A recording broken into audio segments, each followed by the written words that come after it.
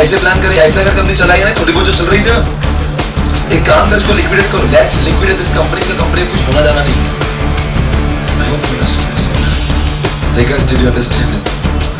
मुझे और एक बात कहना है, हो ये भी सकता है कि मोंटी ने 180 दिन का प्लान बनाया, एनसीटी तब भी बोलेगा आप एक कंपनी मान। अब इसके बाद में कोई भी मेन बुक पढ़ना या कोई भी प्रैक्टिस नहीं पढ़ना, अब ये पढ़ लेना आज। अब पढ़ेगा यार सवाल है, बिकॉज पीएम के सारे क्वेश्चन मेरे दिमाग में छप चुके हैं। और when I was discussing, when I was explaining, I was discussing all the case studies of PM because मुझे सब याद है क्या क्या पूछते हैं, तो मेरे सारे प्रोजेक्ट जानबूझ के आपसे वो करवा दिया।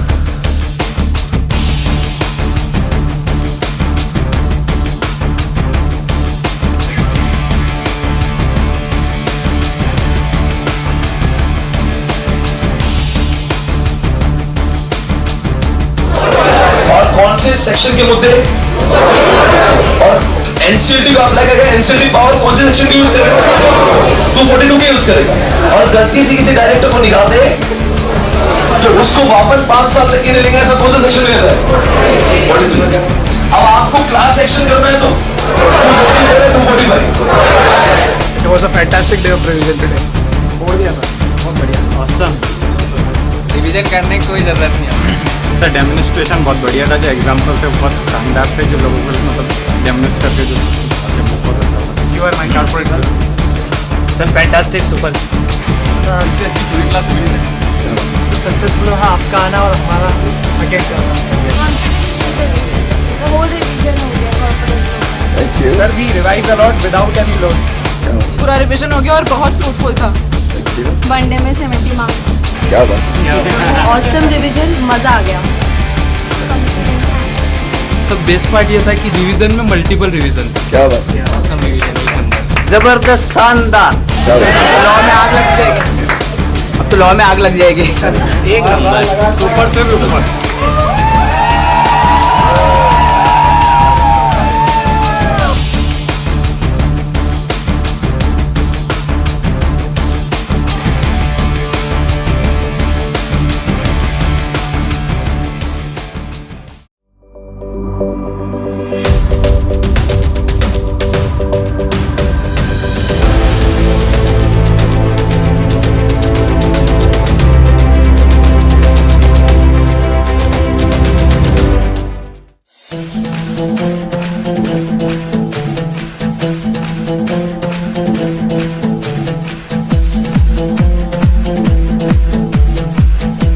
Ready guys?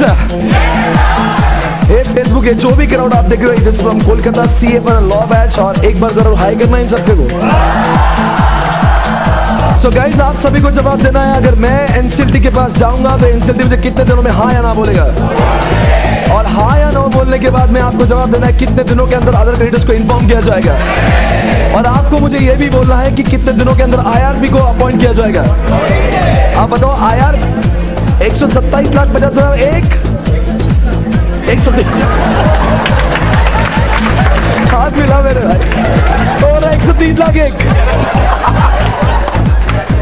130 लाख एक करोड़, उससे कम होगा तो उस कंपनी के डायरेक्टर को सैलरी होगी कितने लाख रुपए? 60 लाख रुपए। एक बात पूछू क्या? जवाब दिया ना आप, सुपर जीनियस। 60 लाख रुपए ये पर पर्सन पर एनम है सारे डायरेक्टर का मिला के। अरे कुछ भी बोल रहे हैं आप, कोई एक पूरा एग्रीमेंट बनेगा। अब मान लीजिए ऐसा कंपनी में हो रहा है और आलिया भट्ट और प्रियंका के साथ में ऐसा गलत हुआ, तो अब एनसीएलटी क्या बोलेगा? आज के बाद में डायरेक्ट एनी फाइन, कोई भी अगर गंदा काम हुआ ना, जहां पे ऐसा होगा फाइन पनिशमेंट होगी, हर कोई काम स्पेशल कोर्ट में आएगा। अब मेरा एक सवाल है, अब तक के जो सेक्शन थे उनके नंबर 2 से चालोगे कहां तक चलते हैं, और उसके बाद में क्या होगा? सो अब इसके बाद में चैप्टर एक नया रंग लगा जिसका नाम है, अब बताओ लिक्विडेटर जो होगा वो आरपी बनेगा या नया भी बन सकता है? क्या अभी भी नए क्लेम वापस से कलेक्ट करना होंगे?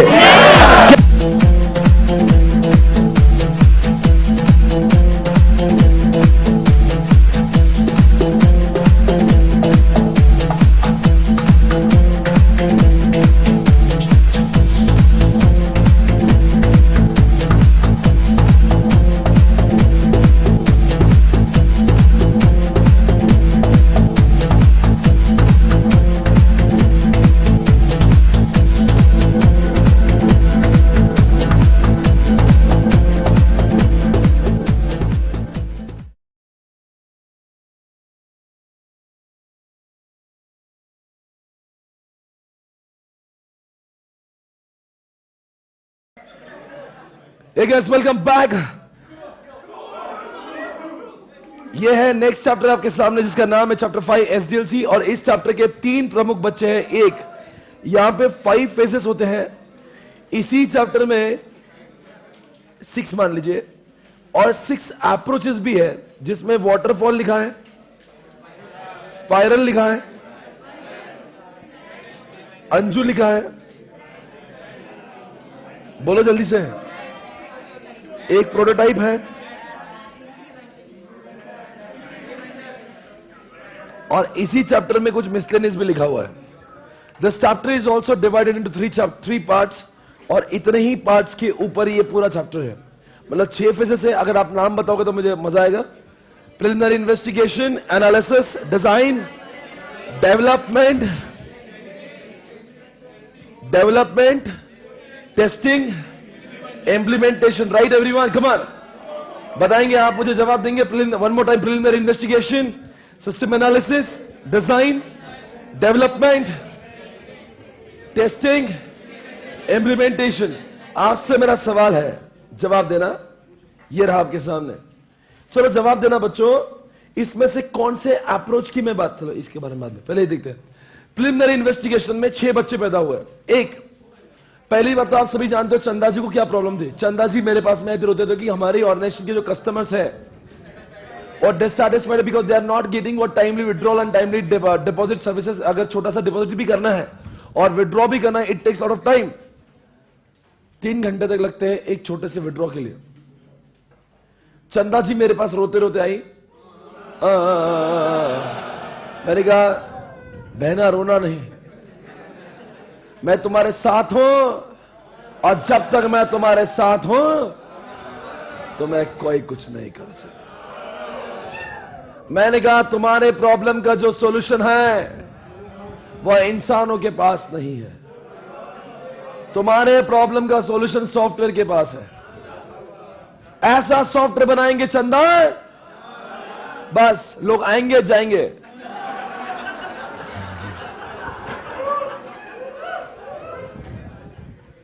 बोले ऐसे काम कौन करता है. मैंने कहा नारायण.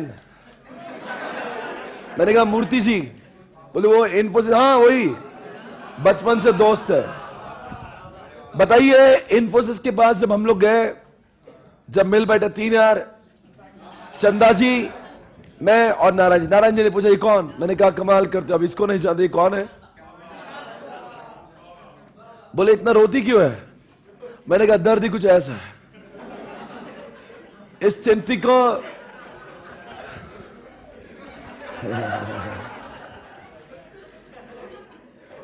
हो गया.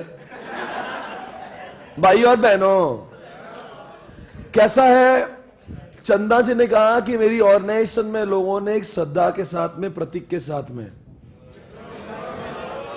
और एक विश्वास के साथ में अपना अकाउंट खोला था. क्या बोल रहे हैं तुम. विश्वास के साथ में हमने इस बैंक में, लोगों ने हमारे बैंक में अकाउंट खोला था, पर लोगों को वो सर्विस मुनासिब नहीं हुई जिसकी जिज्ञासा उन्होंने की थी.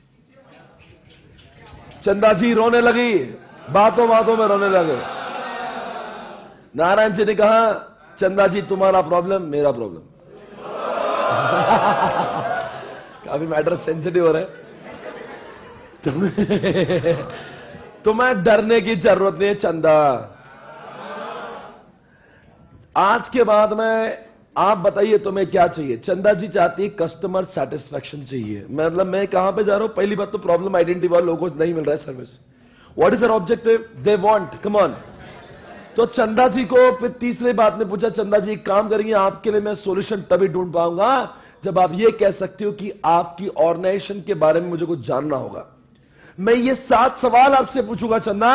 उस सवालों के जवाब के बुनियाद पर मैं डिसाइड करूंगा कि तुम्हारी ऑर्गेनाइजेशन का जो प्रॉब्लम है वो कौन से सॉफ्टवेयर से सॉल्व हो सकता है. सर ये स्कोप जानना क्यों जरूरी है. फॉर एग्जाम्पल एक बच्चा सिर्फ रो रहा है, उसको पूछा भाई तुझे क्या चाहिए, वो और जोर से रो रहा है.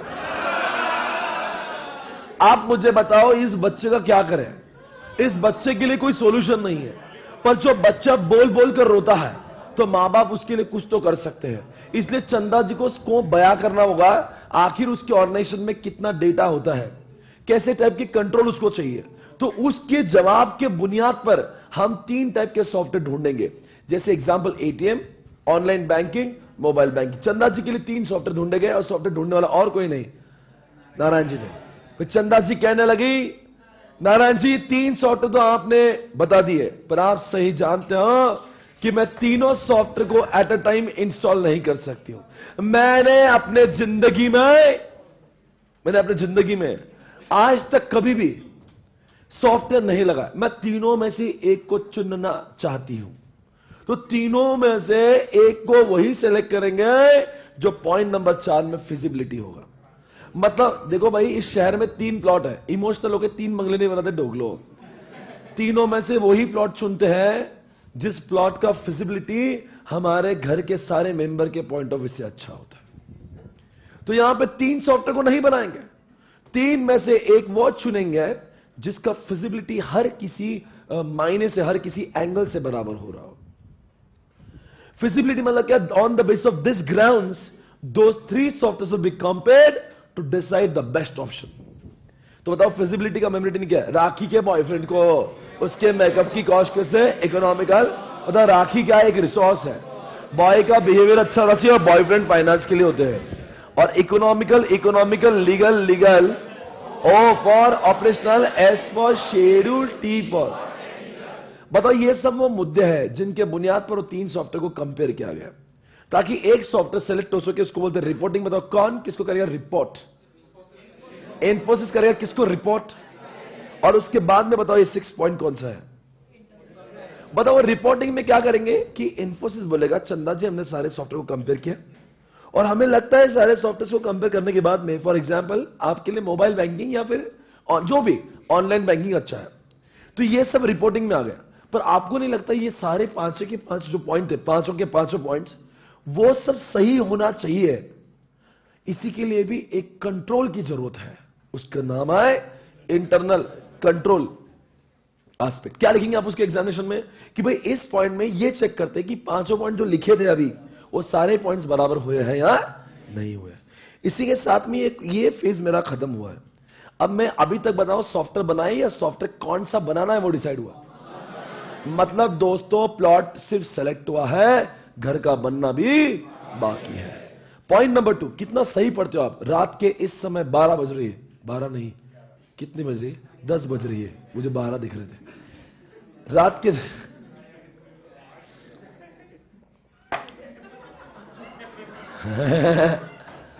एक बात सुनिए मेरी बात, मैं बहुत भारी बोलने जा रहा हूं। आप बताओ एक आर्किटेक्ट को आपने बुलाया, बोले भाई साहब इस प्लॉट के ऊपर घर बना दो। वो आपसे बहुत सारे सवाल पूछने लगा, आप कहने लगे बस पैसे भी लेते हो सवाल भी पूछते हो। ये कौन सा तरीका है? आपको पैसे 10 चाहिए तो 20 देंगे, सवाल नक्को करो। आपसे मेरा सवाल है कि ये बोलना सही है?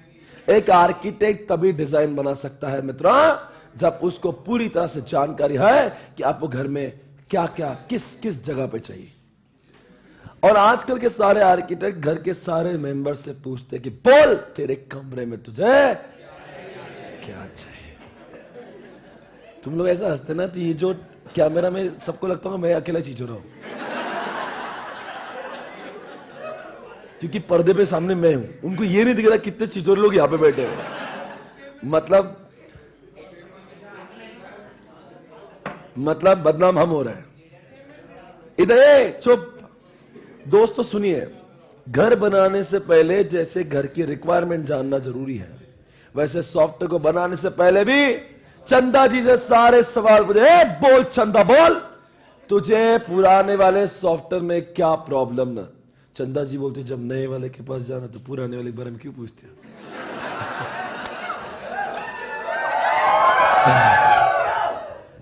चंदा जी बोलती है जिस चीज को छोड़ना ही है उसके बारे में जानकर क्या कर लो। देखो चंदा जी, अगर पुराने वाले प्रॉब्लम्स को नहीं समझा गया तो वही प्रॉब्लम नए वाले में भी आ जाएगी। फिर नई वाले के पास जाएगी तो क्यों जाएंगे? फिर पुरानी वाली ही अच्छी थी। इसीलिए 4 मुद्दे पर डिस्कशन होता है। Collection of information, analysis of present system, analysis of propose system, reporting to the management. Collection of information, analysis of propose system, reporting to the management. Collection करने के 4 तरीके, DIO, D for documentation, I for interview, O for Q for हे हा। दोस्तों ये 4 तरीके हैं इन्फोसिस के, जो चंदा जी से चारों जरिए से इंफॉर्मेशन। कौन इंफॉर्मेशन मांग रहा है? इन्फोसिस। किससे मांग रहा है? ताकि चंदा जी के ऑर्गेनाइजेशन के माइन्यूट डिटेल को जाने। अगर इस फेज में डिटेल इन्वेस्टिगेशन नहीं हुआ तो चंदा जी के सॉफ्टवेयर में वो सब कुछ नहीं आएगा जो चंदा जी चाहती थी। बताओ इन 4 तरीकों में से वो कौन सा तरीका है जहां पे आप इन डेप्थ जा सकते हो? आपका डोगलो परसों दिन एग्जामिनेशन नहीं गया? आप ऐसे क्या सभा में बड़े शौक सभा चल रही है?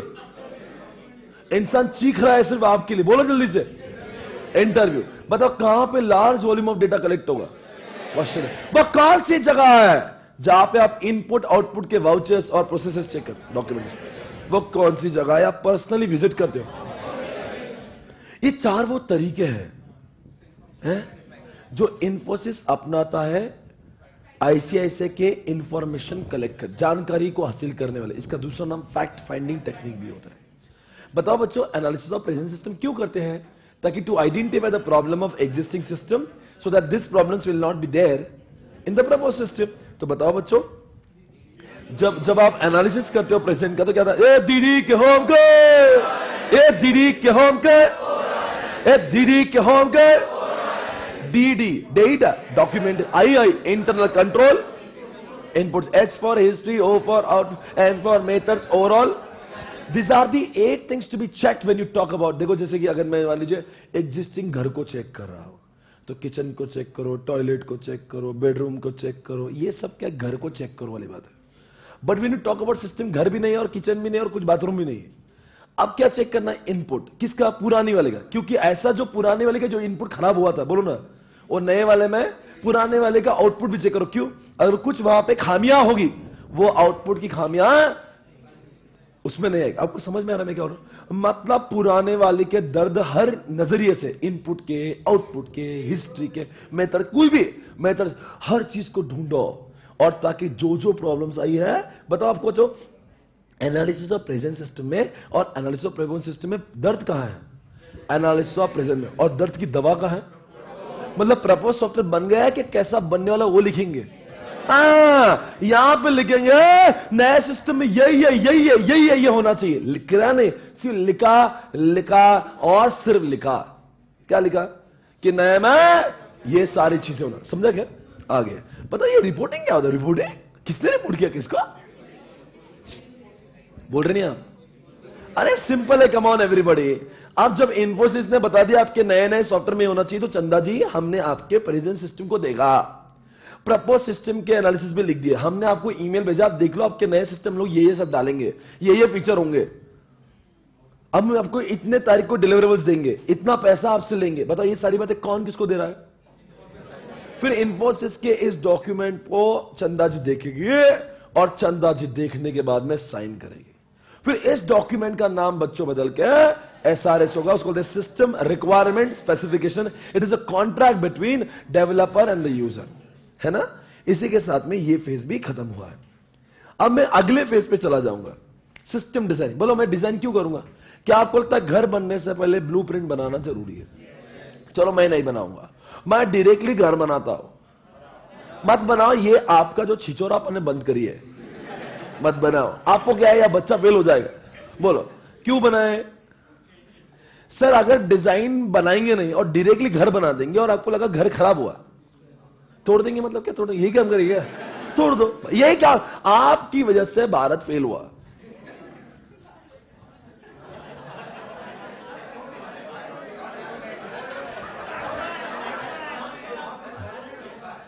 यहां पूरा भारत इस समय मुझे देख रहा है और पुणे के बच्चों को रात में मस्ती चढ़ी है। यह पहली बार हो रहा है कि जैसे एग्जामिनेशन का वक्त नजदीक आ रहा है आपको मस्ती चढ़ी है। पर मैं इस बात से बहुत खुश हूं कि आपके ऊपर आपका जो खुश होना है, इसका मतलब यू आर कॉन्फिडेंट कि आपको पता है कि मैं कैसे भी करके पास हो ही जाऊंगा. It's good. आप भी वर्चुअल वाला, आप भी हंसो. चलो अब मैं कुछ बोलूंगा, आप मेरे सवाल का जवाब दीजिए. डिजाइन में और एनालिसिस में कितना फर्क होता है? एक होता है हाउ, एक होता है व्हाट. कहां पे मालूम चला क्या क्या क्या क्या चाहिए एनालिसिस में, और जो जो उसको चाहिए था वैसा सॉफ्टवेयर में डायरेक्टली नहीं लाएंगे, उसके हिसाब से उसकी डिजाइनिंग बनाएंगे. डिजाइनिंग किसकी? जैसे एग्जांपल फ्लोचार्ट बनाएंगे. दोस्तों फ्लोचार्ट सॉफ्टवेयर नहीं है, फ्लोचार्ट सॉफ्टवेयर बनाने की पहले की शुरुआत है. दोस्तों फ्लोचार्ट ही गलत हो गया ना, तो सॉफ्टवेयर की अगला फेज जो ना डेवलपमेंट, वही गलत हो जाएगा.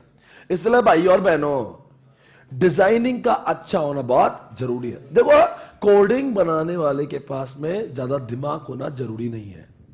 डिजाइन मतलब आर्किटेक्ट के पास दिमाग होना चाहिए, लेबर्स के पास, और लेबर तो केवल उस डिजाइन को घर में कन्वर्ट करता है.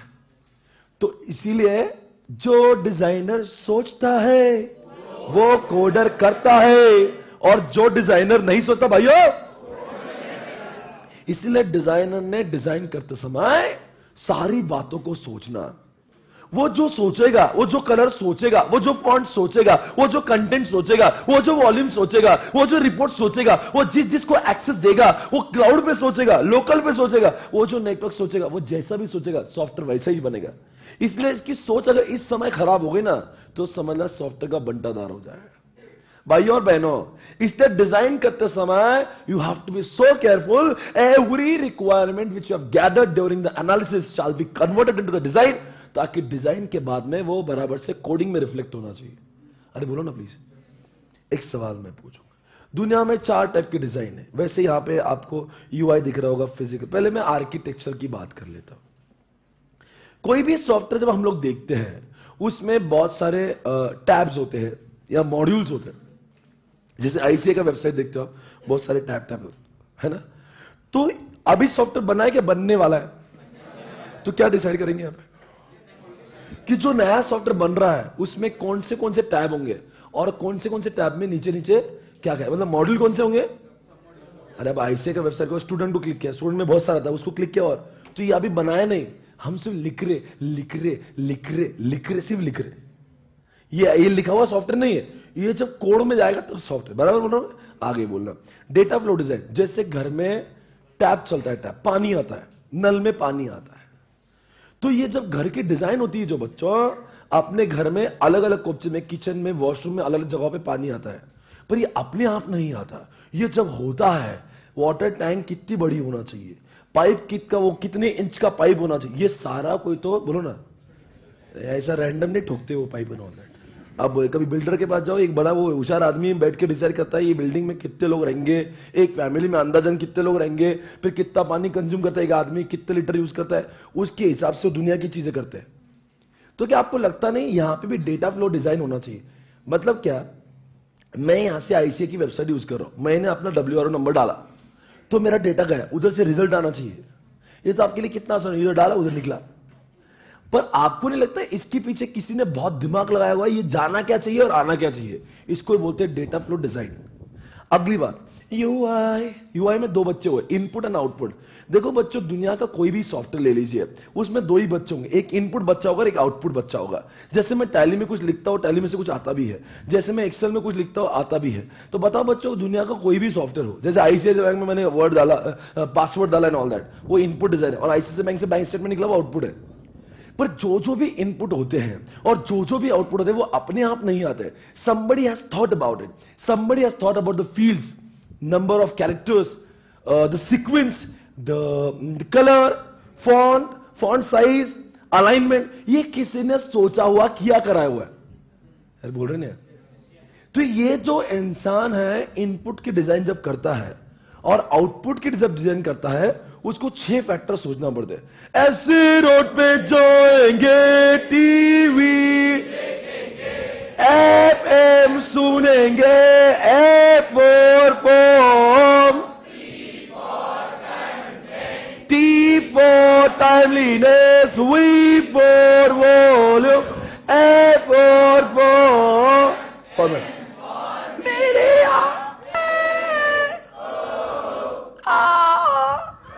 अब जरा ये जो पॉइंट है ना, ये 6 पॉइंट इनपुट और आउटपुट दोनों के लिए सेम ही है।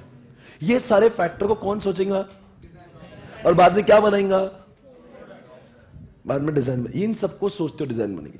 ये क्या लिखा है? Physical design. आप सुनने की बात है।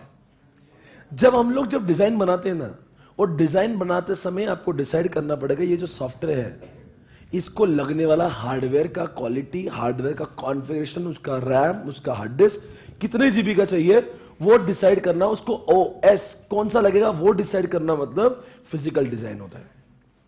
सर डिजाइनर क्यों सोचता है? अच्छा एक बात बताओ सर, डिजाइनर अब क्यों सोचता है इस वक्त के बाद, पहले क्यों नहीं सोचा? जब तक सॉफ्टवेयर का डिजाइन ही नहीं बना तब तक हम लोग कैसे डिसाइड करेंगे? बोलो ना आगे, किसको लगने वाला हार्डवेयर कैसे होगा? जब तक मान लो घर का डिजाइन ही नहीं बना तो उसको कितना सीमेंट लगेगा और कितना स्टील लगेगा और कितनी रेती लगेंगी, ये तो तब डिसाइड होगा जब घर की डिजाइन बनी हुई थी। चौथा पॉइंट है, बराबर है। अब जरा जाइए, डिजाइन हो गया, अब कौन सा पॉइंट है? कोडिंग। अब जरा देखेंगे डेवलपमेंट में दो बच्चे पैदा हुए, एक एक्विजिशन और एक डेवलपमेंट। इधर आओ मेरे पास। पहले एक्विजिशन मतलब क्या रहे? नहीं, कोई भी सॉफ्टवेयर जब डेवलप होता है तो डेवलप करते समय वो क्या करते हैं कि उसको लगने वाली चीजें भी एक्वायर कर लेते हैं। कोई भी सॉफ्टवेयर हवा पे नहीं चलता, उसको लगने के लिए, यूज करने के लिए आपको क्या चाहिए? हार्डवेयर चाहिए। तो वो सारे चीजों को भी आपको एक्वायर करना जरूरी है। तो क्या लिखा है जरा डेवलपमेंट में बताओ, क्या क्या लिखा है? पहले डेवलपमेंट। अच्छा एक बात बताओ, अगर मैं डेवलपमेंट नहीं करूंगा तो? चलो घर की डिजाइन बनाएंगे तो घर बनाना जरूरी है क्या? नहीं बनाएंगे। नहीं मैं नहीं बनाऊं, मेरे को डिजाइन अच्छी लगती है। आप बोलो आपकी राय क्या है? अगर आप बोलेंगे डिजाइन के साथ घर नहीं बनाएंगे तो फिर हम लोग ये फेज को छोड़ देंगे। आप घर में रहते हो डिजाइन में, कोई है जो डिजाइन में रहता? सर जैसे घर बनाने के पहले डिजाइन होती है और डिजाइन को देख के घर बनाते हैं, ठीक उसी तरह से सॉफ्टवेयर का जो फ्लोचार्ट और सॉफ्टवेयर के जो डिजाइन होते हैं वो जब तक कोड्स में कन्वर्ट नहीं होंगे वो सॉफ्टवेयर बनेगा नहीं, चलेंगे नहीं। अभी तक तो सिर्फ ऑन पेपर ही है ना?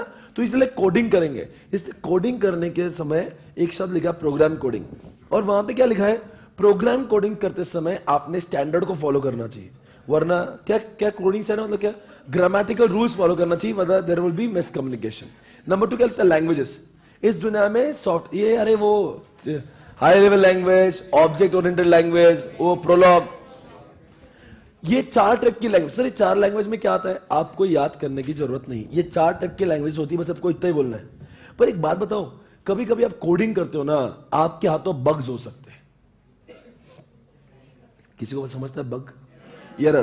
क्या आपको लगता नहीं इस एरर को निकालना जरूरी है, वरना software will not give the desired? इसलिए कंपाइलर नाम का सॉफ्टवेयर यूज करते हैं जिसके अंदर सोर्स कोड डालते हैं, वो एरर ढूंढता है, फिर हम लोग उसको वेरीफाई करके चेंज करते हैं और फिर वो सॉफ्टवेयर ऑब्जेक्ट कोड बनता है। इसको बोलते हैं डीबगिंग। पर एक सवाल मैं पूछना चाहूंगा, ये डॉक्यूमेंटेशन कौन किसको बना के देगा? बोल रहे नहीं आप? आपको पता नहीं इन्फोसिस जैसी ऑर्गेनाइजेशन क्या बना के देगी? किसको बना के देगी? ताकि आईसीआईसी को फ्यूचर में सॉफ्टवेयर कभी भी चेंज करना हो तो they should have documents. Program maintenance क्यों करना चाहिए? अभी कल्चर के सर्विस टैक्स अब जीएसटी आ गया तो मुझे सॉफ्टवेयर में चेंज करना पड़ेंगे, तो सॉफ्टवेयर क्या बन जाएगा? आउटडेटेड, उसको बोलते हैं मेंटेनेंस। अब बताओ कोड लिखते समय आपने कौन से फैक्टर, अरे या फिर कौन से कोड कैसे होना चाहिए? ओ बेबी, ओ बेबी, ओ बेबी, ये क्या है? यू आर रेयर मतलब तारीफ है। आपकी बेबी कैसी होना चाहिए? रेयर जैसी। कैसी बेबी होना चाहिए? रेयर मतलब उसकी से कोई भी नहीं होना चाहिए। ओ बेबी, यू मतलब क्या? बेबी यूजेबल होना चाहिए। अब बेबी के नाम से सारे पॉइंट बोलो, याद हो जाएंगे। बेबी यूजेबल होना चाहिए, बेबी रिलायबल, देखो आज के जमाने में बहुत रिलेवेंट है। यूजेबल होना चाहिए, बेबी रिलायबल होना चाहिए, बेबी रीडेबल होना चाहिए। रीडेबल नहीं, आर से 3 पॉइंट है ना, baby usable, baby readable, baby reliable, baby robust होना चाहिए, बेबी एक्यूरेट होना चाहिए और बेबी एफिशिएंट होना चाहिए। ये सारे कैरेक्टरिस्टिक्स भले ही कोड के, पर आप बेबी के नाम से याद कर लो, अपने याद आ जाएगी। कैसे होना चाहिए बेबी? देखो सारे जनता खुशी खुशी याद आ रहा है। यूजेबल बेबी होना चाहिए, रीडेबल बेबी होना चाहिए, reliable baby, robust baby, baby accurate, baby efficient. सबके दिमाग में गया होगा। कल एग्जामिनेशन में आया तो कड़े होकर डांस कर लेना, ठीक है ना? बेबी को बेस्ट पसंद है। भाई और बहनों, यू आर रेयर खत्म हो गया। ये सब क्या किया? कोडिंग किया। अभी तक सॉफ्टवेयर बना, हाँ बन गया, डिबगिंग हो गया, पर आपका ये बाजू वाला पॉइंट बाकी है ना, बताओ ये एक्विजिशन किसका हो रहा है? हमने आपको इसका जिक्र पहले भी किया था। मान लीजिए आईसीआईसीआई बैंक को 5000 लैपटॉप लगाना है एटीएम में। अब 5000 लैपटॉप को खरीदना पड़ेगा। किसको? आईसीआईसीआई बैंक को। ऐसे ही खरीद लेंगे क्या बाबा लैपटॉप से? बोले बाबा 5 लाख। बाबा लैपटॉप जैसे जितने भी लोग हैं सबसे कोटेशन मंगाएंगे, कोटेशन कंपैरिजन करेंगे, एक सिलेक्ट करेंगे। पर कंपैरिजन करते समय बहुत सारे ग्राउंड्स को चेक करते हैं। बताओ कौन से ग्राउंड चेक करते हैं? उसका कंपैटिबिलिटी, उसका ट्रेनिंग, उसकी कॉस्ट, उसका ब्रांड नेम, उसके हार्ड डिस्क, उसका रैम, उसका कॉन्फ़िगरेशन, सिक्योरिटी, एक्सटेंडेबिलिटी सब चेक करते हैं। पर मेरा सवाल वो नहीं है।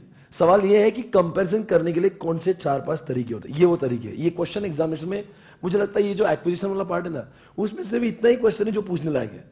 बताओ इसमें से कौन सा तरीका जो है जो डेल, एचपी और एप्पल को पॉइंट्स देगा? अब की बार पॉइंट्स नहीं देगा, लिखेगा कि 4 GB रैम चाहिए, 30 GB हार्ड डिस्क चाहिए और उतना है कि नहीं चेक कर। That is what checklist. और आप क्या करते हो? आपका डमी डेटा बना के डालते हो और चेक करते हो वैसा आउटपुट देगा कि नहीं। उसको क्या बोलते हैं? उसको क्या बोलते हैं? बेंचमार्क। आप गलत बोल रहे थे। उसको बेंचमार्किंग बोलते हैं, जहां पे डमी डेटा डालते हो, चेक करते हैं जैसा आना चाहिए वैसा है कि नहीं। अब मैं पब्लिक रिपोर्ट्स और टेस्टिंग की बात कर लेता हूं। नहीं, मुझे क्या करना था? मुझे ये बोलना था बेंचमार्किंग और टेस्टिंग में फर्क होता है। क्या फर्क होता है बेंचमार्किंग में? बेंचमार्किंग में आप क्या करते हो? ये जो अपना जो काम का डेटा वो डाल के चेक करते हो आता है कि नहीं। जैसे मैंने आपको बोला था, एक माँ और बेटा जाते हैं वॉशिंग मशीन खरीदने के लिए। वो माँ क्या बोलेगी? ये सब मत दिखाओ अंदर क्या होता है। ये कपड़े 3 किलो अंदर डाल रही, बताओ सूख क्या आता है कि नहीं। ज्यादा दिमाग मत लगाओ मेरे। तो माँ जो कर रही है बेंचमार्क कर रही। अब बेटा ज्यादा होशियार है, बोलते माँ ये तो पुरानी तरीका होगा, मैं टेस्टिंग करूंगा। बेटा अंदर घुस गया वॉशिंग मशीन की और चेक कर रहा है कौन से प्रोसेस होते हैं, टेक्नोलॉजी अच्छा है कि नहीं, हार्डवेयर अच्छा है कि नहीं। तो बेटा जो कर रहा है वो टेस्टिंग है। तो बताओ जब भी कंप्यूटर के हार्डवेयर वगैरह सब चेक करते हो आप, तो टेस्टिंग करें। और आप क्या करते हो? एक डमी डेटा बना के चेक करते हो, तो दैट इज व्हाट बेंचमार्किंग। और पब्लिक रिपोर्ट तो कैसा होता है कि बहुत सारे मैगजीन आते हैं, वेबसाइट्स आते हैं, आपको चेक करना है कि वो किसको, IBM को हाँ बोल रहे हैं कि डेल को हाँ बोल रहे हैं कि HP को। तो पर उनके ऊपर हाँ भरोसा करने से पहले आपने चेक करना चाहिए कि वो रिपोर्ट सही है कि नहीं, वो रिपोर्ट में जैसा लिखा है एक्चुअल में होता है कि नहीं, और वो कंपनी जिसकी वो नाम बोल रहे हैं वो कंपनी फाइनेंशियली साउंड है कि नहीं। तो ये सारी बात है। वैसे एक्विजिशन वाला पॉइंट इतना है, उसमें एक ही क्वेश्चन इंपॉर्टेंट था। पता अब तक कितने फेजेस हो गए? अरे आपका जवाब आ रहा है। और 4 में से बताओ अभी तक सॉफ्टवेयर बन गया? हम बन गया। अब क्या करना है? सॉफ्टवेयर की क्या करना है हमें? बहुत इजी है। अब बताओ इसमें क्या होता है? एक पॉइंट अगर चेक कर दो यूनिट, और जैसे कि मान लीजिए मैंने बैंक स्टेटमेंट चेक किया सिर्फ तो यूनिट, और मैंने फंड ट्रांसफर चेक किया तो यूनिट। पर मैंने आपकी बार क्या चेक किया? फंड ट्रांसफर करने के बाद उसका इफेक्ट बैंक स्टेटमेंट में दिखता है कि नहीं। तो आप कहेंगे सर आपकी बार आपने इंटीग्रेशन चेक किया। इंटीग्रेशन में what do check? You check the compatibility and linking of 2 different modules. और जब आप सिर्फ एक ही मॉड्यूल को चेक करो, दैट इज व्हाट बोल रहे हैं। यूनिट और इंटीग्रेशन का डिफरेंस मैं पूछूंगा आपसे, ये तो मैंने पूछ लिया। यूनिट में भी 2 बच्चे पैदा हुए, स्टैटिक एंड डायनामिक। डायनामिक में 3 हुए, एक बच्चा ब्लैक हुआ, एक बच्चा व्हाइट हुआ, एक बच्चा ग्रे हो गया। 3 कलर के 3 बच्चे हुए। अब मैं आपसे पूछूंगा ब्लैक वाला बच्चा और व्हाइट वाला बच्चे में फर्क क्या है? आपने क्या किया? एटीएम को चेक करने गए तो आपने डमी ट्रांजैक्शन इनपुट किया और चेक किया सही आउटपुट आता है कि नहीं, दैट इज ब्लैक। आपको ये पता नहीं अंदर क्या हो रहा है, आप चेक करें आउटपुट आ रहा है। व्हाइट में आप ऐसा इनपुट नहीं डालते, आप डायरेक्टली वो एटीएम की कोड जाके चेक करते, दैट इज व्हाट व्हाइट। और ग्रे में क्या होता है? जहां पे आपको डाउटफुल है उतना ही आप व्हाइट चेक करते हो, बाकी सब ब्लैक। ओके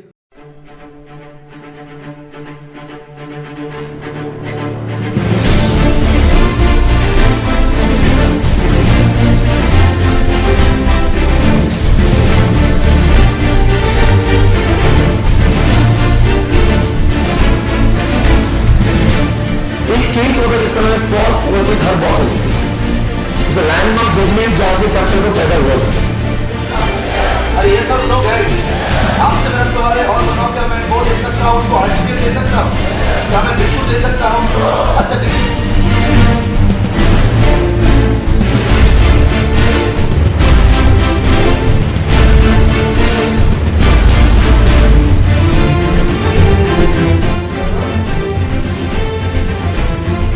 आज आपको बोली भगवान, अरे यार अगर ऑपरेशन हो तो भाई बहन इधर जाते हैं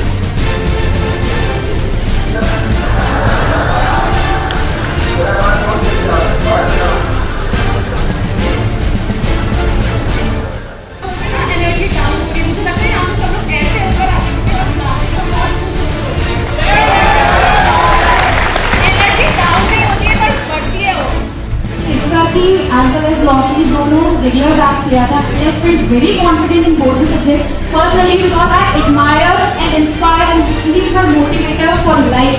लोग मेरे को ऐसा लगा था कि मैं लोग भूल ही पाएगा, लेकिन फर्स्ट डे सेकंड डे और थर्ड डे यार इतना कॉन्फिडेंस बूस्ट हो गया कि हाँ आप लोग भूल जाएंगे. तो आपकी क्लास से इतना मोटिवेशन हुआ कि नॉट जस्ट इसका पर बाकी सब्जेक्ट्स का मतलब we got affected and I got eventually in your subject ना अब मुझे लग रहा है कि अब मैं खुद पढ़ूंगी तो मुझे सारा डांस होगा.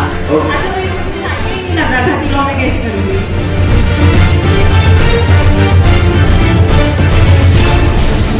लेकिन इस एज में इस लेवल पे पहुंचना और उसके बाद ये पर्सनैलिटी आई थी किसी के पास एंड ये हम सबके लिए एक इंस्पायरिंग है, एक हमारे लिए मोटिवेटर है. इस तरह का हमने मोटिवेशन भी देखा यूट्यूब पे. तो मुझे लगता है कि ना सर एक बेंचमार्क है कि where we want to go. Sir को देख के हमें दो and please give a big round of applause to sir. And sir ठीक है हमारे लिए ठीक है.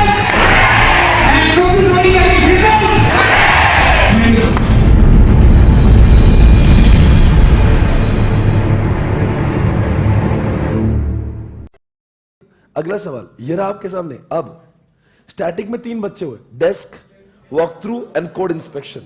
अब डेस्क का मतलब क्या है? अरे कितना सिंपल है यार. वो जो प्रोग्राम है वो खुद चेक किया तो डेस्क है, उसके दोस्त ने इनफॉर्मल चेक किया तो वॉक थ्रू, और अगर मान लीजिए किसी बाहर की फॉर्मल कमिटी ने चेक किया होगा that is what code inspection. चलो इंटीग्रेशन के भी 3 बच्चे हुए, bottom up, top down and what regression. बताओ अगर मैं यूनिट सिस्टम नहीं यूनिट सब सिस्टम सिस्टम चेक कर रहा हूं तो बॉटम अप जा रहा हूं, सिस्टम सब सिस्टम यूनिट चेक कर रहा हूं. अरे कुछ नहीं करना, अगर नीचे से ऊपर जाओ तो बोलेंगे बॉटम अप, और ऊपर से क्या सिस्टम सब सिस्टम और यूनिट चेक करता तो वो टॉप डाउन. कुछ नहीं, चेक तो दोनों में भी करना है. जैसे आपने सॉफ्टवेयर यूज किया, आपने क्लिक क्लिक किया, अंदर अंदर जा रहा है तो मतलब टॉप डाउन हो रहा है, और जब बैक बैक कर रहे हो तो बॉटम अप हो रहा है. तो ये सब सिंपल है. रिग्रेशन का एक सवाल, रिग्रेशन का समझता है, whenever you add new feature in the software you check कि कहीं पहले वाले पर तो गलत इंपैक्ट नहीं हुआ, उसको बोलते हैं रिग्रेशन. अब बताओ सिस्टम में 4 बच्चे पैदा हुए, मैं बताऊं मैं you are going beyond the limit and checking stress, you are checking confidentiality, integrity, availability, security. आप चेक करते हो ये होने के बाद में रिकवरी हो सकता है कि नहीं, रिकवरी. आप चेक करते हो रिस्पॉन्स टाइम. अगला सवाल फाइनल एक्सेप्टेंस के ऊपर. अब देखो बच्चों मैं आपको सीक्वेंस में लगा के बताता हूं. पहले आपने यूनिट चेक किया, यूनिट चेक किया, फिर आपने 2 यूनिट का संबंध चेक किया, फिर आपने software as a whole check किया, सिस्टम.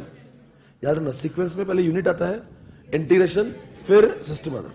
पर अगर मैं तीनों के बाद में बोलूंगा software is now ready to rock, now it's time to deliver the software, इसलिए बोलते हैं final acceptance testing. Software deliver होने से पहले चेक करना चाहिए. मतलब सॉफ्टवेयर बन चुका है, तीसरे में सिस्टम टेस्टिंग हो चुकी है, पर एक बार आईसीआईसीआई भी सॉफ्टवेयर को एक्सेप्ट करने से पहले बोलो ना चेक करेगा.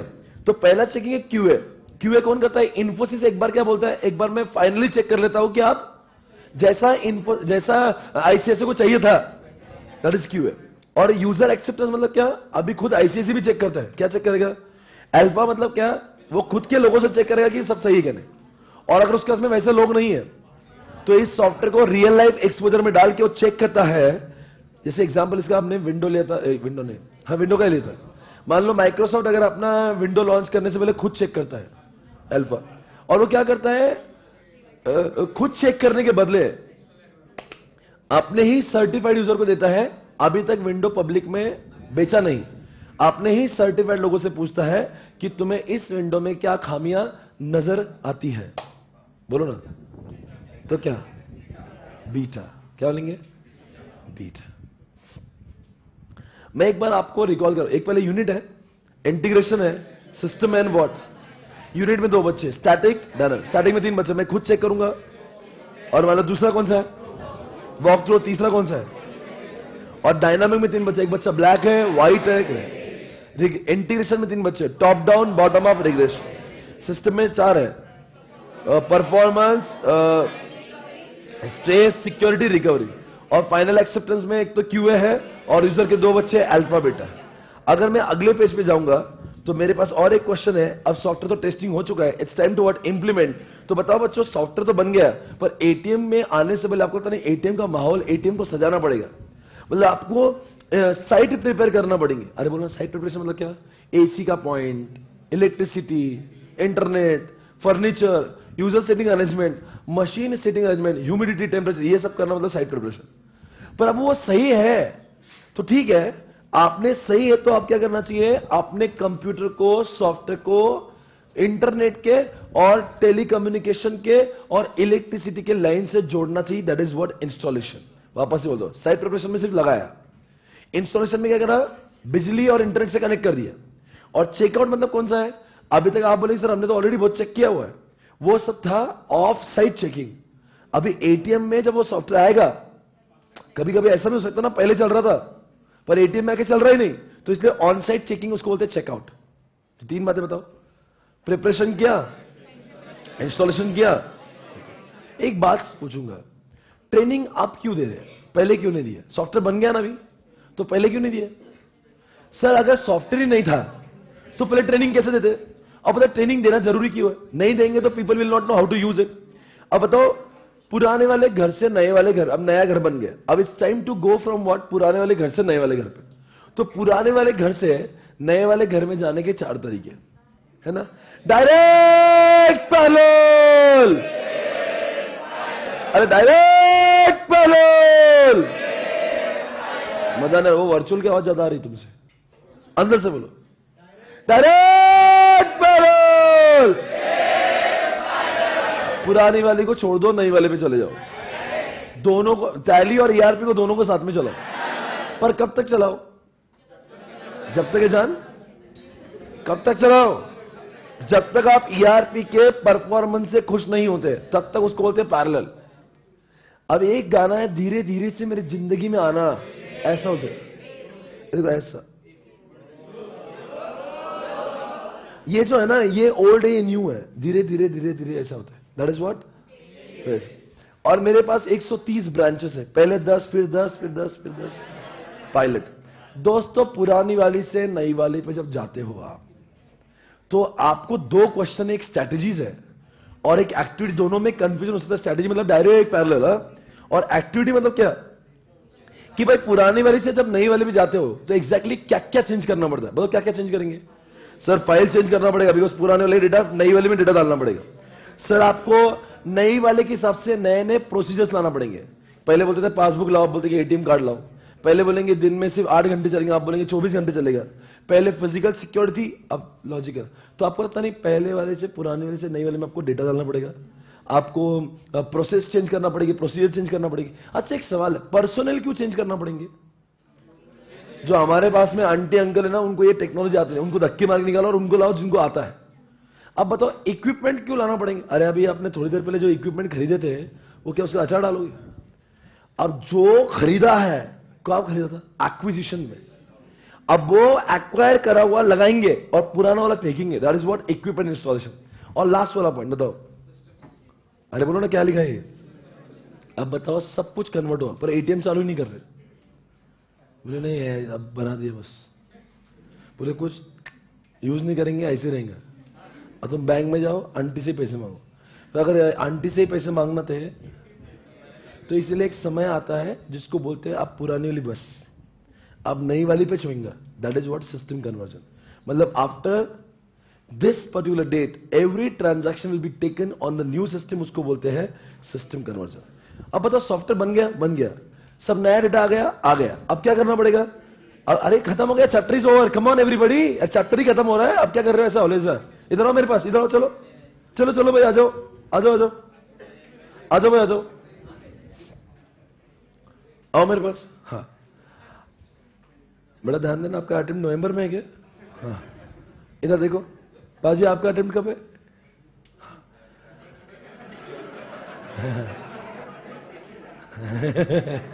आपका अटेम्प्ट परसों ही है ना? मतलब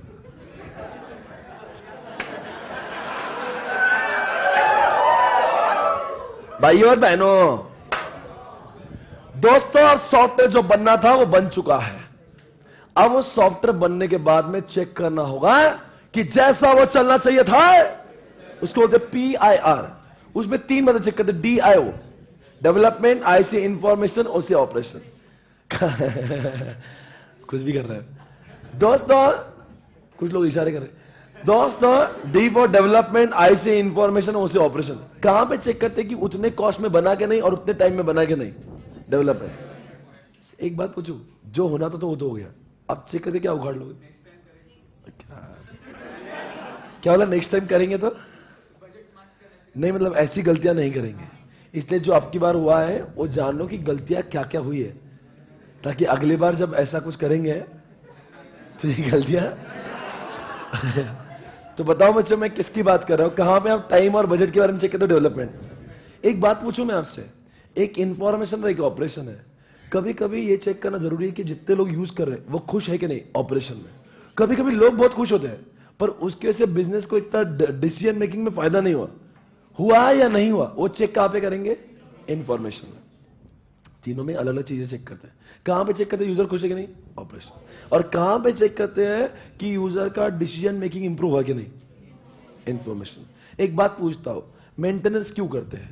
मतलब सॉफ्टवेयर विल बिकम, तो इसमें 6 टाइप के मेंटेनेंस है, preventive, corrective, adaptive, perfective, rescue. बताओ, होने से पहले प्रिवेंटिव, अगर आपने एरर देखा निकाल दिया दुनिया वालों के लिए। अडैप्टिव, खुद के मस्ती के लिए मैंने 4 GB का रैम 10 GB कर दिया, परफेक्टिव। और रेस्क्यू और शेड्यूल में कभी कभी अचानक से भूकंप आया, आपका लैपटॉप खराब हो, आपने ठीक करवाया, रेस्क्यू। और आपको पहले से ही मालूम था कि ऐसा करना ही है, दैट इज व्हाट शेड्यूल। अब बताओ, एक ऑपरेशन मैनुअल नंबर क्वेश्चन है, बताओ कौन किसको मैनुअल देगा? इन्फोसिस देगा, ताकि ICSE को यूज करना है तो उसमें क्या क्या लिखा होता है? प्रीफेस लिखा होता है, index, how to use, how to troubleshoot, FAQs, contact us, etcetera etcetera. Sir, अब 7 पेजेस खत्म हो गए, अब इस चैप्टर में बचा क्या है? अब मेरे सिर्फ नाम के लिए 2, पर आपको पता है ये अप्रोचेस उतने ही इंपॉर्टेंट है। मतलब ये अप्रोचेस में कि अप्रोचेस ही ऐसे है, इन 6 अप्रोच में से एक अप्रोच एग्जामिनेशन में होता ही है। मतलब देखने के लिए वो आधा पेज है, पर हर अटेम्प्ट में 6 मार्क के लिए पूछा जाने वाला सवाल यहीं से ही है। आपको यकीन नहीं आता, परसों देख सकते हो। इनमें से एक क्वेश्चन एग्जामिनेशन में आता ही है। कौन सा? 6 प्रोटोटाइप में से, 6 अप्रोचेस में से। देखो भाई, सॉफ्टवेयर बनाने के 6 तरीके हैं। कितने तरीके? और सर 6 तरीके में कौन सा तरीका अच्छा बुरा नहीं, डिपेंड करता है कि हालात कैसे हैं। तो कोई भी तरीका यूज करके सॉफ्टवेयर बनने वाला सॉफ्टवेयर ही है, सिर्फ तरीका है। जैसे हर ऑडिटर का ऑडिट करने का तरीका अलग होता है, सॉफ्टवेयर डेवलपमेंट के तरीके अलग होते हैं। पर एक बात मैं पूछूंगा, दुनिया में एक वाटरफॉल है और एक अंजू है, दोनों में एक दूसरे में बहुत बिल्कुल अगेंस्ट में चलते हैं। कौन सा है जो बहुत रिजिड है? कौन सा बोलता है जब तक पुराना फेज, प्रीवियस फेज खत्म नहीं हुआ मैं आगे नहीं बढ़ूंगा? वाटरफॉल एक ऐसा है जिसमें चेंजेस करना अलाउड ही नहीं है, बराबर है? मतलब एक बार आपने रिक्वायरमेंट जो ले ली और बाद में यूजर बोलेगा थोड़ा चुप, जर्रा चेंज नहीं करेंगे, जो बोल दिया अभी इसी मीटिंग में यही नक्की कर कि ये चाहिए, इसके बाद में बोला फोड़ दूंगा। मतलब ये दादागिरी ज्यादा है, सॉफ्टवेयर डेवलपमेंट कम है। मतलब अभी आप बताओ, I only don't know what I exactly want in future. अभी suppose I forgot something, please तोड़, चुप, तोड़, तोड़ने ज्यादा ने जो बना, फिर अब यूजर बोलेंगे थोड़ा थोड़ा नहीं, अगर तुम्हें चेंज करने की इतनी मस्ती ना तो पूरा वापस बनाओ चलो। मतलब ये ऐसा सॉफ्टवेयर डेवलपमेंट हमने कभी देखा नहीं वास्तविक जीवन में। वाटरफॉल का आज के जमाने में कब इस्तेमाल होगा? जब आपको पहले से ही मालूम है आपको यही चाहिए और फ्यूचर में चेंज नहीं होगा, ऐसा होगा तो वाटरफॉल होगा। पर जैसे ही आजकल के कंपटीशन के जमाने में हर रोज नया नया नया नया नया नया, वो उसकी पूर्तता करने की ताकत सिर्फ अंजू में ही है। अंजू ने अपने आप को साबित कर दिखाया है कि यूजर जो मांगेगा मैं दे सकती हूं। मुझसे ज्यादा फ्लेक्सिबल इस दुनिया में कोई नहीं है। जो लोगों ने मांगा मैंने दिया। मैं अपने आप को तब तक बदलते रहूंगी जब तक यूजर सेटिस्फाइड नहीं होता। राधे राधे हरिओम। बताओ बच्चों, यूजर ने बहुत सारे फीचर्स चेंज करवाए, बहुत सारे। अंजू बोलती तुम चेंज करते जाओ, मैं बदलते रहूंगी। मतलब मुझे पढ़ाने दो, ये तुम्हारा बकवास रिएक्शन बंद करो। इधर देखो मेरे पास, जो है ना आजकल के जमाने में क्या होता है कि इस कंपटीशन में every day you having some new requirements. तो वो न्यू रिक्वायरमेंट के इसीलिए तो अजाइल के इतना उसमें है। अंजू जो है ना बहुत फेम में, इसलिए एग्जामिनेशन में अंजू को ही पूछते ज्यादा। वाटरफॉल अब बंद हो चुका है। कहां पे बार बार चेंज कर सकते हो? कौन सा रिजिड है, कौन सा फ्लेक्सिबल है, और कौन सा वो है? वाटरफॉल और अजाइल में कहां पे डॉक्यूमेंटेशन ज्यादा है, काम कम हवा ज्यादा है? वाटरफॉल कहां पे कितने बार भी चेंज करने को रेडी है, और कहां पे बोलता है यूजर सेटिस्फाइड होगा? अंजू बोलती है यूजर को मेरे से जाना नहीं है, यहीं बैठ मेरे साथ, मेल जोल के सॉफ्टवेयर बनाएंगे, बहुत आगे जाएंगे। अंजू जाने ही नहीं देती कहीं। अंजू क्यों, मतलब अजीब सवाल है। अंजू का बोल कुछ भी बोलता है। अंजू बोलती है तुम कहीं जाओ नहीं, तुम्हें जो चाहिए ना मेरे से मांग लेना, यहीं खड़े खड़े। क्योंकि जो वाटरफॉल में दूरियां बहुत ज्यादा थी, डेवलपर कहीं और बैठा, डिजाइनर कहीं और बैठा, यूजर कहीं और, इसलिए यूजर जो मांगता था वो कभी डेवलपर तक। अंजू बोलती देख मैं बना रही ना, अभी तुझे लगाना है कि ये अच्छा नहीं बन रहा है, ताबड़तोड़ इधर ही चेंज करो। इसको बोलते हैं अजाइल। अब मैं प्रोटोटाइप की बात कर लेता हूं, जिसको बोलते हैं डमी। सॉफ्टवेयर पहले बनेगा डमी, और बना बना के उसको देंगे, ताकि अगर उसको अच्छा नहीं लगता और बदलेंगे। ऐसा कब तक चलेगा? जब तक वो सेटिस्फाइड नहीं। अब बताओ इसकी वजह से दोनों के बीच का जो मिसअंडरस्टैंडिंग कम होगा, ज्यादा होगा, और चेंजेस करना भी आसान हो जाएंगे। अब बताओ क्लैरिटी डेवलपर को ज्यादा, कभी कभी user only doesn't know what he wants, तो इसलिए प्रोटोटाइप बनाते हैं। प्रोटोटाइप कब बनाते हैं? जब इंजीनियर को खुद को भी डाउट है कि वो ऐसा बना पाएगा या नहीं बना पाएगा, जब यूजर अपनी रिक्वायरमेंट खुल के बता। इसलिए किसका सहारा लेते हैं? मैं आपसे और एक सवाल पूछ लेता, बोलो ना, ऐसा कौन सा अप्रोच है? पहले फाइनेंस मॉड्यूल लगाएंगे, फिर मार्केटिंग मॉड्यूल लगाएंगे, फिर एचआर लगाएंगे, फिर इन्वेंट्री लगाएंगे, धीरे धीरे करते करते सॉफ्टवेयर बनाएंगे। इंक्रीमेंटल। ये स्लो है या फास्ट है? ऐसा क्यों करते हैं? बिकॉज हो सकता है कभी कभी to develop whole software it takes lot of time. तो यूजर बोलता है कोई बात नहीं, सॉफ्टवेयर आपसी बनाएंगे, पर होले होले करते जो मुझे पहले चाहिए वो दे दो, और बाकी चीजें इंस्टॉलमेंट में दे दो। एक सवाल और है, ऐसा कौन सा है जिसमें वो है ऐसा गुलगुल घूमता है? उसका मतलब क्या है? It is the combination of waterfall and prototype. इसमें वाटरफॉल की भी खूबी है और प्रोटोटाइप की। पहले यूजर की रिक्वायरमेंट को जानते हैं, फिर उसका डिजाइनिंग करके उसका प्रोटोटाइप बनाते हैं, फिर प्रोटोटाइप को यूजर रिस्क के पॉइंट ऑफ से चेक करता है, उसमें कोई रिस्क है क्या नहीं। जैसे एनएससी बीएससी का सॉफ्टवेयर या आईसी से बैंक का है, ये सॉफ्टवेयर रिस्क फ्री होना चाहिए, वरना लोग तो लूट लेंगे। इस तो चेक करते हैं कि रिस्क है क्या नहीं। अगर मान लो यूजर को लगता है रिस्क है, तो वापस डिजाइनिंग होगी, वापस सेकंड प्रोटोटाइप आएगा, फिर और लगता है रिस्क है, और तीसरा। ऐसा तब तक बनेगा जब तक सॉफ्टवेयर रिस्क फ्री ना हो जाए। अब सपोज एक समय आएगा सॉफ्टवेयर का प्रोटोटाइप फाइनल हो चुका है, तो उस प्रोटोटाइप को हम लोग कहेंगे ऑपरेशनल प्रोटोटाइप, और उसको हम लोग बाय यूजिंग वाटरफॉल बनाएंगे। फिर सवाल उठता है, अब प्रोटोटाइप से क्या डिसाइड हुआ? यूजर को एग्जैक्टली और वाटरफॉल से गलती क्यों नहीं होगी? बिकॉज वाटरफॉल एक तरीका है जिस बहुत रिजिड है, जब तक पहले वाले की गलती निकलती नहीं तब तक अगले वाला एक्सेप्ट करता नहीं है। तो वाटरफॉल की क्वालिटी अच्छी होती है, पर वो बड़ा रिजिड टाइप का है। तो बताओ ये सबसे अच्छी क्वालिटी का सॉफ्टवेयर कैसे बन सकता है स्पाइरल में? प्रोटोटाइप कर करके आपने क्या कर लिया? यूजर की रिक्वायरमेंट को पूरा निखार लिया, और वाटरफॉल यूज करके डेवलपर ने गलती की ही नहीं। अब ये सॉफ्टवेयर अति उत्तम बन गया, सबसे एक्सेलेंट। इससे अच्छा सॉफ्टवेयर क्वालिटी नंबर 1 बन ही नहीं सकता, बिकॉज इसमें दोनों के जलवे। पर ये तभी यूज करते हैं जब सॉफ्टवेयर बहुत बड़ा होगा, बहुत पैसा इन्वेस्ट होगा। मेरा सॉफ्टवेयर स्पाइरल से मैं क्यों बनाऊंगा? ऐसा मेरे सॉफ्टवेयर में क्या बन रहा है? जब सॉफ्टवेयर वो चिल्लर टाइप के, तो जहां पे रिस्क का इतना इंपॉर्टेंस नहीं है, उस जमाने में स्पाइरल का इस्तेमाल नहीं करते। पर अब और एक अप्रोच आएगा जिसका नाम है रैड, रैपिड एप्लीकेशन डेवलपमेंट। जब यूजर के पास में सीजनल बिजनेस होता है और वो बोलता है मुझे फीचर्स की परवाह नहीं, I am ready to compromise in features and all that, पर I can not extend the timing period. In any case time should not be extended. तो उस केस में रैड का इस्तेमाल करते हैं, जहां पे क्वालिटी उतनी अच्छी नहीं आएंगी, पर यूजर खुश होगा। किसी भी हालात में टाइम एक्सटेंड नहीं होगा, टाइम पे मिलेगा, उसको बोलते रैट। तो ये हो गए सारे 6 अप्रोचेस। अब आखिरी में यही एक सवाल है, वो है आपके सामने। आप बताओ ऐसी कौन सी वजह है। अब मैं बोला था ना सॉफ्टवेयर में 6 अप्रोच, ये चैप्टर में 6 अप्रोचेस है, 7 फेजेस है। बोलो आगे। और ये मिसलेनियस पॉइंट्स है, अभी बस आखिरी वाला पढ़ा हुआ है। बताओ कौन सी ऐसी वजह है जिसकी वजह से सॉफ्टवेयर कभी कभी इतने कोशिश के बावजूद भी फेल हो जाता है। इसको 3 हिस्सों में बांटो।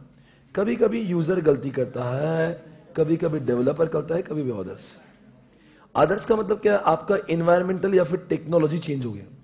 डेवलपर क्या गलती कर सकता है? आपने डेवलपर ने ट्रेनिंग ही नहीं दी, टेस्टिंग ही नहीं किया, और उसका क्या बोलते हैं स्टैंडर्ड मेथोडोलॉजी फॉलो ही नहीं किया, ऐसा कुछ। और यूजर की साइड से क्या गलती हो सकती है? उसने रिक्वायरमेंट बोली ही नहीं, वो अपने रिक्वायरमेंट बार बार चेंज करता है, उनका टॉप मैनेजमेंट इन्वॉल्व ही नहीं है। अरे बोलो ना। और वो क्या, वो पार्टिसिपेट करता ही नहीं है। तो ऐसा अगर देखें ना, तो ये these are the reasons, the entire answer is divided into what 3 parts, कि कभी कुछ यूजर गलती करता है, कभी डेवलपर करता है, और तो कभी अदर्स गलती करते हैं, है ना, इस तरह से। अब बताओ ऐसा क्या करने से बोलो ना आगे, क्या करने से? क्या सॉफ्टवेयर, अभी क्या पूछा था पहले, सॉफ्टवेयर क्यों खराब होता है, मतलब वो सब नहीं करना चाहिए। अब क्या पूछा है, ऐसा क्या करेंगे तो सॉफ्टवेयर सक्सेसफुल होगा। अब की बात सवाल क्या है, मेथोडोलॉजी, मतलब क्या मेथड्स होना चाहिए जिसके से सॉफ्टवेयर खराब। तो अगर आप देखोगे ना, इसका उल्टा लिखा है। इधर क्या लिखा है, ट्रेनिंग नहीं दी, इधर क्या बोला ट्रेनिंग दो। उधर बोला पार्टिसिपेट नहीं करते, इधर बोलता करो। उधर बोलता मैनेजमेंट इन्वॉल्व नहीं, इधर बोलता करो। इधर बोलता क्या करो, पूरे सॉफ्टवेयर के जो सारा जो सॉफ्टवेयर है उसको कई फेजेस में बांटो, अच्छे से प्लान करो, टेस्टिंग करो, ट्रेनिंग दो। मतलब अगर आप देखोगे, लिखा ना डॉक्यूमेंट्स बनाओ, और जब भी सॉफ्टवेयर में चेंज करना है तो जब तक अप्रूवल नहीं आएगा तब तक चेंज मत करो। अगर आपने ये देखा होगा ना मेथोडोलॉजी, तो आपको नजर आ रहा होगा इसका एग्जैक्टली उधर उल्टा लिखा है। ये वो वजह है जिसकी वजह से सॉफ्टवेयर सक्सेसफुल हो सकता है। अगला सवाल, क्या बच्चों एक सवाल मैं पूछूं आपसे, क्या एक अकाउंटेंट का भी इन्वॉल्वमेंट सॉफ्टवेयर डेवलपमेंट में होता है? आपको सभी को समझना चाहिए, जब तक चार्टर्ड अकाउंटेंट उस सॉफ्टवेयर डेवलपमेंट के लिए ग्रीन सिग्नल देता नहीं, कोई भी organisation 10 crore 20 crore 50 crore software development में लगाता नहीं। फॉर एग्जांपल सॉफ्टवेयर की कॉस्ट 50 करोड़ है, तो चार्टर्ड अकाउंटेंट को क्या बोलेंगे, भाई तू कॉस्ट बेनिफिट एनालिसिस कर, तो ROI निकाल, और अगर तुझे लगता है इसके बेनिफिट्स बोलो ना उसकी कॉस्ट से ज्यादा होंगे, और तब ऐसा सीए को लग रहा है, तभी जाके ऑर्गेनाइजेशन उसका डेवलपमेंट करता है, वरना डेवलपमेंट करता नहीं है। Do you understand? तो बताओ उसमें 3 बातें हैं, चार्टर्ड अकाउंटेंट 3 बातें करता है, एक ROI करता है, एक कॉस्ट बेनिफिट करता है, मतलब दोनों ऑलमोस्ट सेम ही है।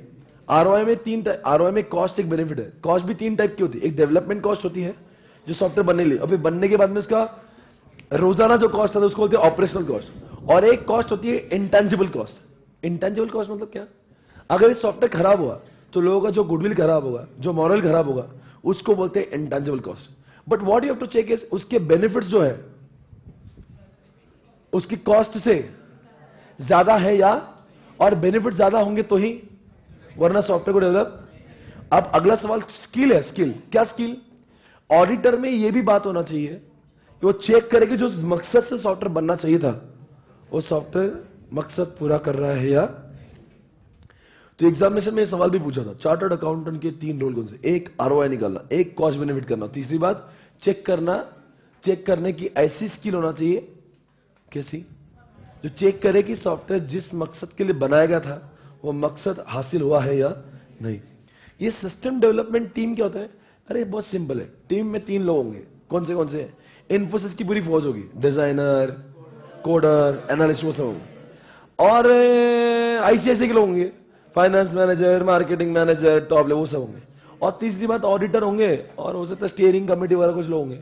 तो 3 हिस्सों में बढ़ते हैं, एक तो डेवलपर की साइड के लोग, यूजर के साइड लोग, और अदर्स वाले लोग। तो ये टीम होती है। इसी के साथ में चैप्टर खत्म हो रहा है।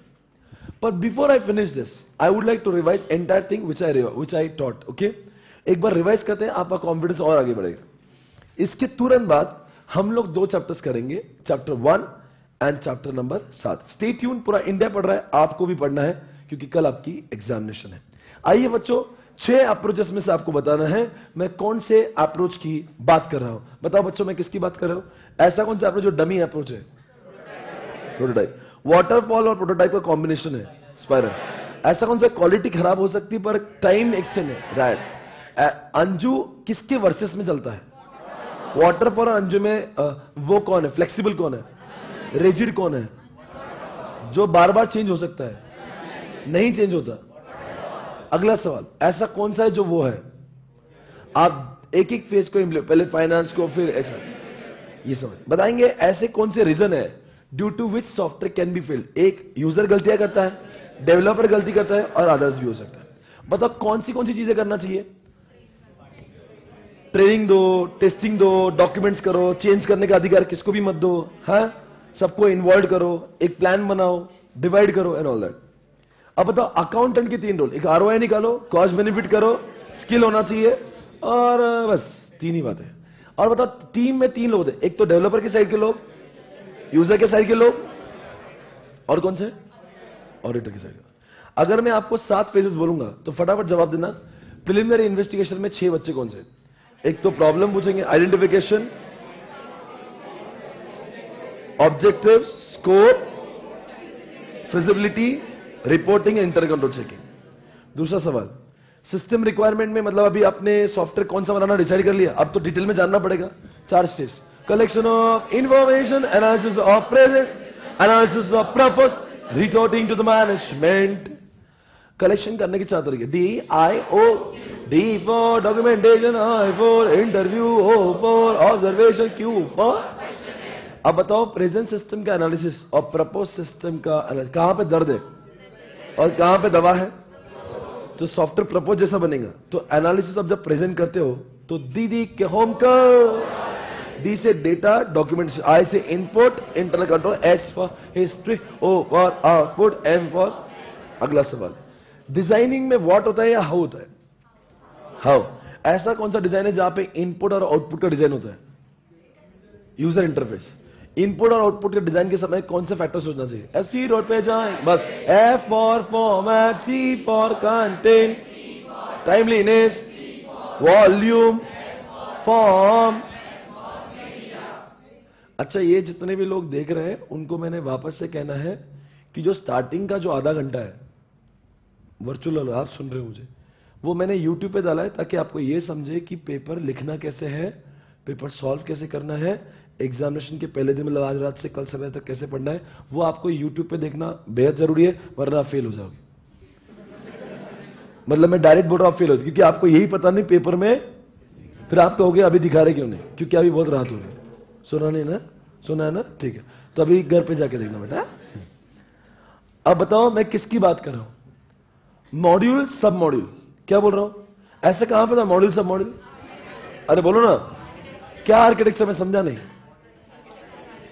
क्या बोल रहे हो आप? कहां पे मॉड्यूल होना चाहिए और कितने मॉड्यूल होना चाहिए, कितने से, वो कहां पे था? आर्किटेक्चर में। कहां पे चेक करते डेटा कैसे जाएगा, कैसे आएगा? Data flow. और कहां से डिसाइड होगा कि अपना जो नया सॉफ्टवेयर बन रहा है उसका हार्डवेयर कैसा चाहिए, सॉफ्टवेयर कैसा चाहिए? Physical data. अगला सवाल बताएंगे बच्चों, इसमें से हमने डेवलपमेंट में से देखा, ये क्या है? डीबगिंग का मतलब क्या होता है? डेमो करना। कौन से सॉफ्टवेयर से डीबगिंग होता है? कंपाइलर से। आप बताएंगे ओ बेबी यू आर रेयर क्या है? कैरेक्टरिस्टिक्स ऑफ क्या? बेबी कैसी होना चाहिए? Usable, readable, robust, reliable, readable, robust. इससे एक्यूरेट होना, बेबी एफिशिएंट होना चाहिए। एक सवाल है, बताओ प्रोग्राम मेंटेनेंस नहीं करे तो क्या होगा? सॉफ्टवेयर आउटडेटेड बने। डॉक्यूमेंटेशन कौन किसको देगा? ICICI देगा? नहीं, इन्फोसिस देगा, ICICI। एक सवाल बताओ ना, ये लैंग्वेजेस 4 होती है, एक हाई लेवल, एक prolog, high level prolog, object oriented और लास्ट में क्या लिखा है? अगला सवाल ये आपके सामने, एक्विजिशन में बोलो ना क्या करते समय 5 तरीकों से कंपैरिजन होता है, जहां पे पॉइंट्स लिखे हैं। आपने चेक किया वैसा आया कि नहीं? चेकलिस्ट। आपने हार्डवेयर सॉफ्टवेयर चेक किया तो टेस्टिंग, और डमी डेटा चेक करके दे तो बेंचमार्क, और आपने किसी पब्लिकेशन पे ध्यान रखा। अब बताओ टेस्टिंग में अगर बगड़ देखे आप बोल सकते यूनिट है, इंटीग्रेशन, सिस्टम, सारा। यूनिट में 2 बच्चे, स्टैटिक, डायनामिक। स्टैटिक में 3 बच्चे हुए, खुद चेक करेगा तो, उसका दोस्त चेक करे तो वॉक थ्रू, और तीसरा कोई तो फॉर्मल कमेटी करेगी। और अगर मैं इसकी बात करूंगा डायनामिक के, तो ब्लैक बच्चा, व्हाइट बच्चा, आप कोड्स चेक करोगे, कोड्स व्हाइट, आप इनपुट डाल के आउटपुट चेक करोगे, और आप दोनों करोगे साथ में। इसमें से बताओ मैं किसकी बात कर रहा हूं? You are going beyond the limit stress. आप you are checking whether you can recover response time, performance, CIA security. कहां पे आप चेक करते हो? यूनिट सिस्टम, सब सिस्टम, उल्टा करेंगे तो after adding new feature you check regression. Alpha beta में विंडो ने खुद ने चेक किया, रियल लाइफ एक्सपोजर किया। अगला सवाल, अब बताओ सॉफ्टवेयर बन गया, अब इंप्लीमेंट करना है तो 3 चीजें करेंगे, साइट प्रिपरेशन करेंगे और इंस्टॉलेशन करेंगे और एक बार चेक करेंगे, ट्रेनिंग भी दे देंगे। पुरानी वाली से नई वाले पे जाने के 4 तरीके, डायरेक्ट पैरेलल, 10-10 ब्रांच किया आपने फाइनल, ऐसे ऐसे किया आपने। डायरेक्ट और पैरेलल में से बताओ रिस्की कौन सा है? डायरेक्ट। और कहां पे रिस्क नहीं है? आप अभी भी पुरानी वाली के पास में आ सकते हो। अगला सवाल, जब पुरानी वाली से नई वाली पे जाते हैं तो कौन सी एक्टिविटी होती है? File conversion, system conversion, equipment conversion, वो कन्वर्जन, एम्प्लॉय कन्वर्जन और सिस्टम कन्वर्जन। एक सवाल है, सॉफ्टवेयर बन गया, अब क्या करना है? पोस्ट इंप्लीमेंटेशन रिव्यू, चेक करना है कि जैसे चलना चाहिए चल रहा है। दैट इज व्हाट डी है। D for what? Development. I से information, and O for what? एक बात पूछू क्या, कहां पे टाइम और बजट चेक करते हैं? डेवलपमेंट। कहां पे चेक करते हैं यूजर खुश है क्या नहीं? ऑपरेशन। और कहां पे चेक करते हैं वो कि डिसीजन मेकिंग इंप्रूव होता है कि नहीं? मेंटेनेंस करने के 6 तरीके, preventive, corrective, adaptive, perfective, rescue. दुनिया वालों के लिए, अरे खुद के लिए। एरर को देखा, ठीक किया, करेक्टिव पहले ही कर दिया, अचानक से हुआ रेस्क्यू, पहले से मालूम था। That's all about chapter 5. I hope you are confident on all chapters, whatever you have done so far.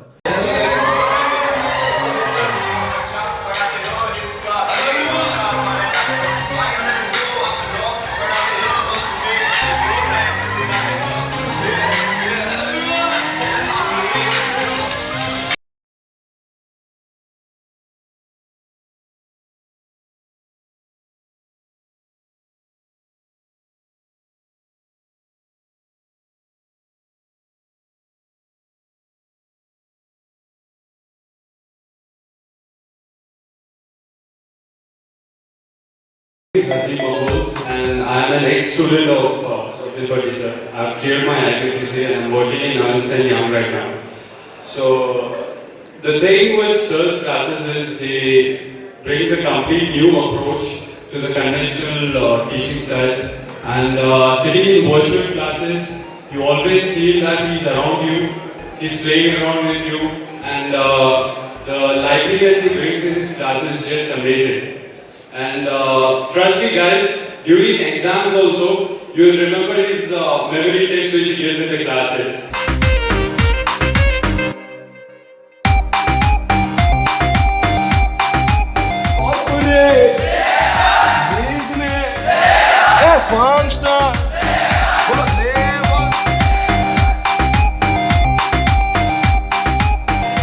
I was very big fan of you and I got to know your lectures.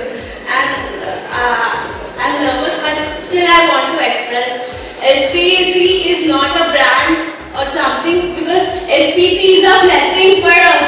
SPC is actually pretty amazing, and I'm a fan. This is the first time I'm listening to your class. Sorry for that, but I'm a huge fan, and it's very difficult to like connect to a teacher within like a matter of like.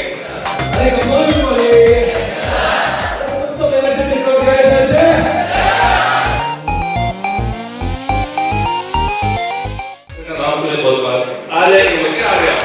मैं सच में नहीं सोचा था कि 12 घंटे बिना सोए रह सकते, क्योंकि सुबह एक्चुअली हर क्लास जाना पड़ता, उसमें 2-3 घंटे की क्लास में 2 बार सो जाता, नींद आ रही।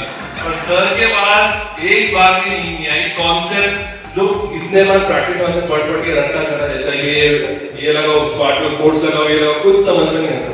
सर जैसे बोला अगर कॉन्सेप्ट आ गया तो सब आ जाता।